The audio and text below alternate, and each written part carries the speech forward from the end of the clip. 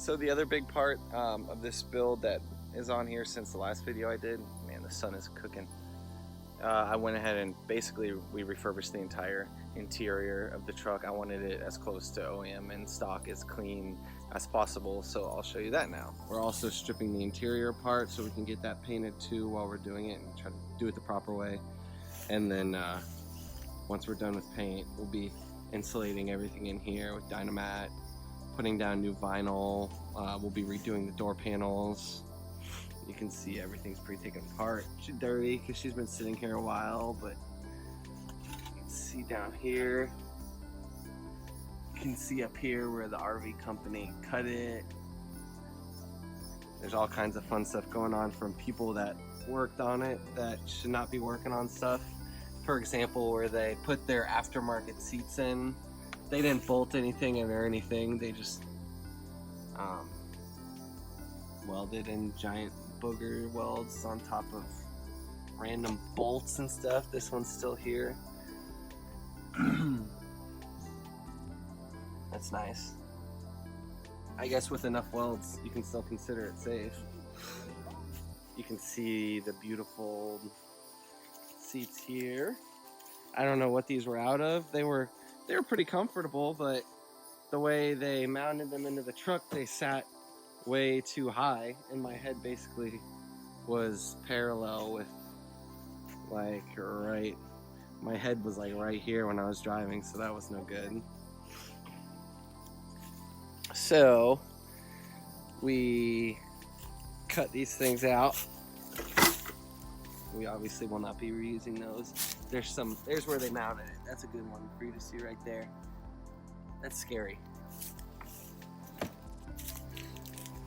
So we're gonna paint it. We're gonna sterilize all this with some bleach and cleaner. We're gonna put some Dynamat down. We're gonna put a new floor. We're gonna find some nice comfy seats for it. Bree's gonna smile on the video. We actually were taking the door panels and we realized that the RV company that put this beautiful stuff on put it directly over the OEM door panel. So you can see that factory vinyl is there, and it's in like, it's dirty right now, so it looks dusty, but it's in brand new condition since it's been covered basically since day one. So we might actually just get all this pulled off, and as long as we don't have any damage where they sewed through the seam under here, we'll probably just leave them here because they're brand new rather than covering it up with something else. Perform some surgery.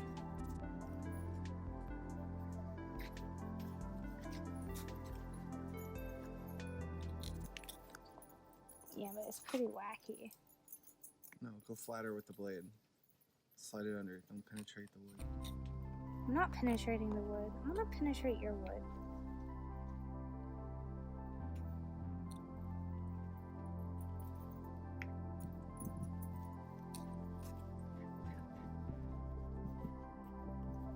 So we're hoping that once we remove all of these stitches, that we will have the original factory navy blue vinyl.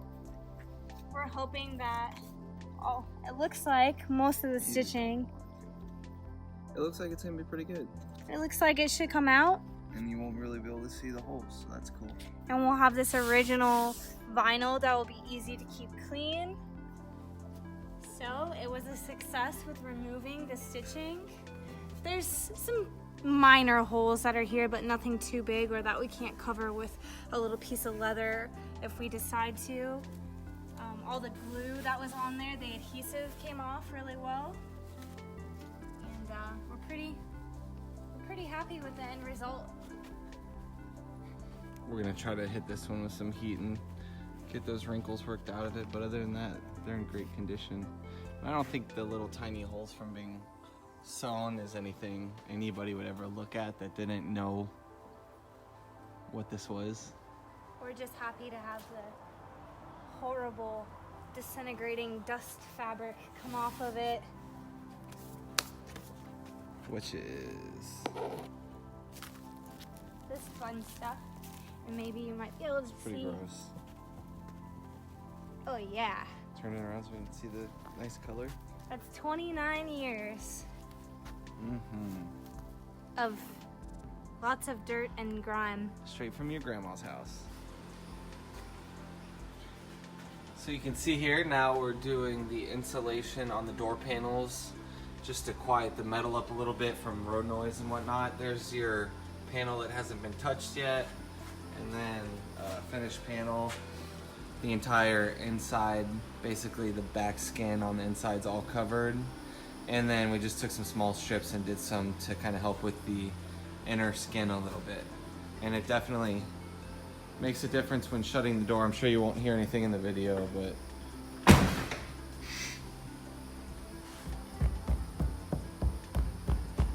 she's solid. So for starters, I've got all new OEM bumpers and stuff like that. I went ahead and reused the gasket. That was all in good shape. And these are actually the OEM door panels, which were in the camper originally, but they had the nasty, ugly Motorhome cloth over top that they basically put on right when the truck was new. And we were able to get that cloth off without damaging these. So we have like basically brand new OEM door panels under here.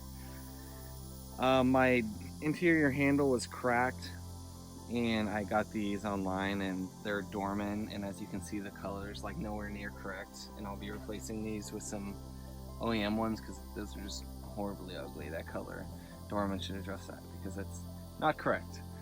So everything's, you know, clean. All the door jambs were painted and everything too, and I went with a black vinyl floor, got rid of all the carpet.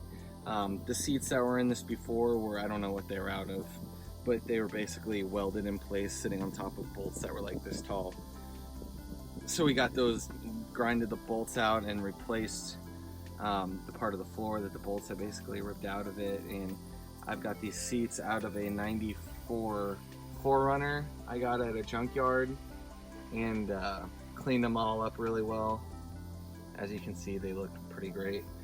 Almost in mint condition, almost. And I installed, if you saw my previous video, a heated seat kit where I have heater elements in the rear lumbar support and the butt as well. And then the dash has obviously all been cleaned up. While I had this all out, I put in a new blower motor resistor since I didn't have my fan speed working and all the speeds, and that took care of that issue. And I also, while I had it apart and I was up in there, I put a new blower motor in there.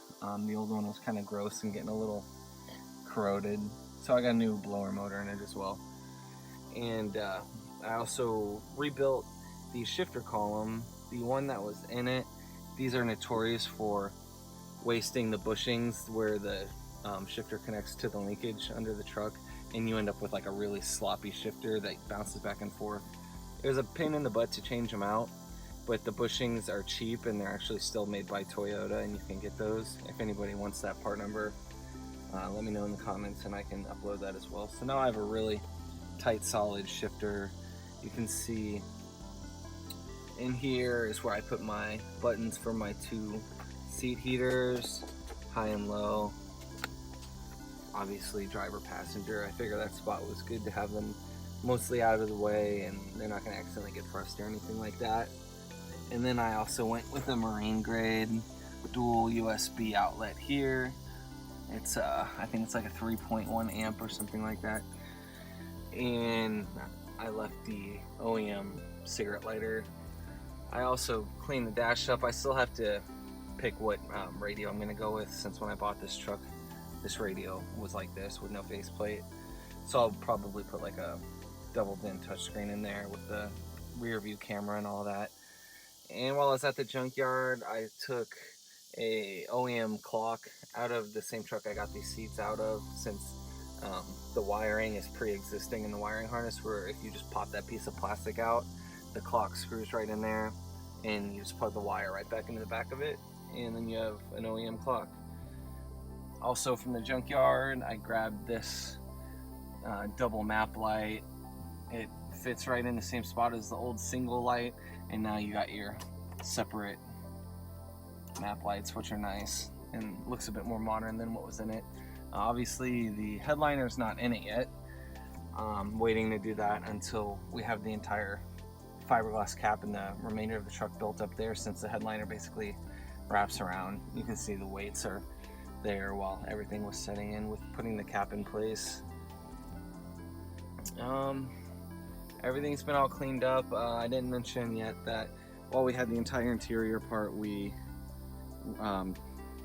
put down a sound denter, dynamat, and everything on the whole floor and in the doors as well. And the sound difference of opening and shutting the doors is amazing. I don't have a video of it shutting before, I don't think, but they're so solid now. When you shut them, it sounds like a new car. So that's definitely nice, and it'll keep the truck quieter on those long drives and nicer to ride in. Get up here, show you some more. So like I said, I just wanted the cab to basically be as clean and OEM as possible, and I'm pretty happy with it. A few things to still change. I still have to wire up the seat heaters and put a radio in it. Like I said, I have to put some speakers in it, and I'm gonna have a switch panel somewhere for all the auxiliary lighting that the truck will have on the front push bar and rear spotlights and stuff like that.